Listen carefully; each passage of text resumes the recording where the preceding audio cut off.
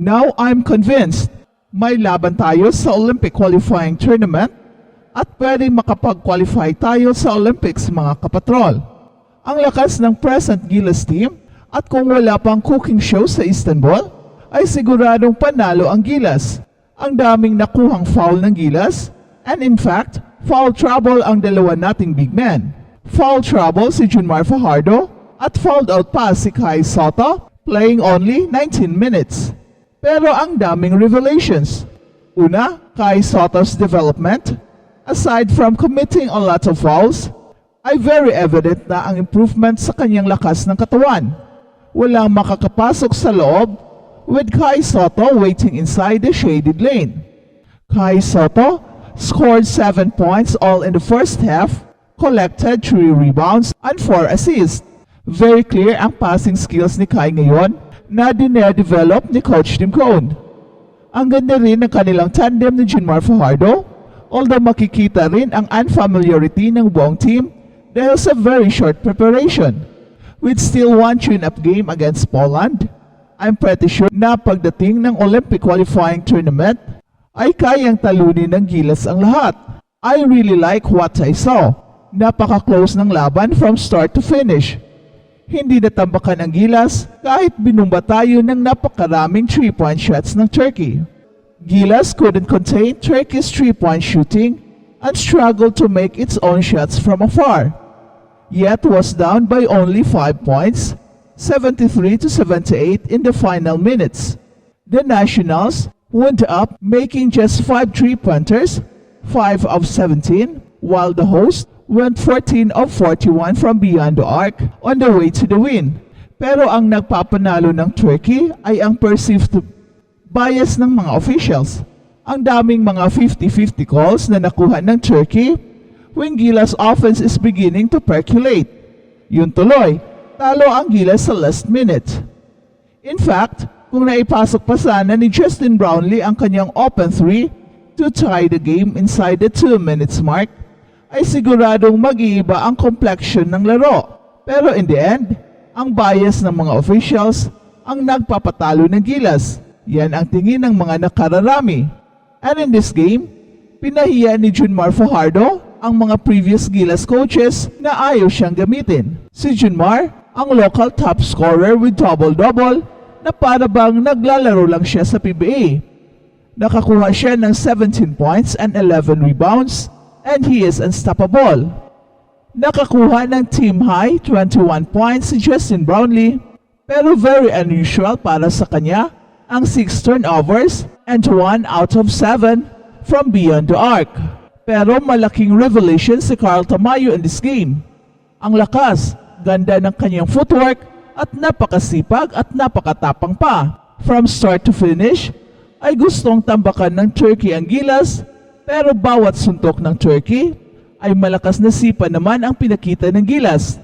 Talo man, pero malaking bagay ang tune-up game na ito para sa kumpiyansa ng team going forward. Now they believe that they have a legitimate chance of beating Latvia and Georgia. At balitang NBA naman. The Los Angeles Lakers select Bronny James. Si Bronny James ay napunta sa number 55 overall pick sa ikalawang round and with only 3 picks remaining in this year's draft.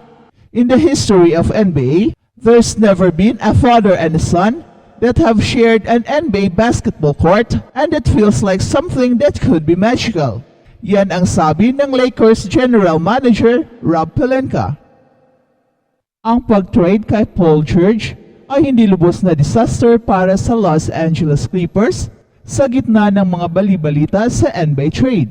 Sa paglipas ng unang round ng 2024 NBA Draft, ang off-season ay in full swing na. Isa sa pinakamalaking istorya heading into the draft at free agency week ay ang kinabukasan ng Los Angeles Clippers star na si Paul George. Ang 34 years old ay naglalaro pa rin sa kanyang pinakamataas na antas at maaring maging isa sa mga nangungunang players sa open market kapag magbubukas na ang free agency on Sunday.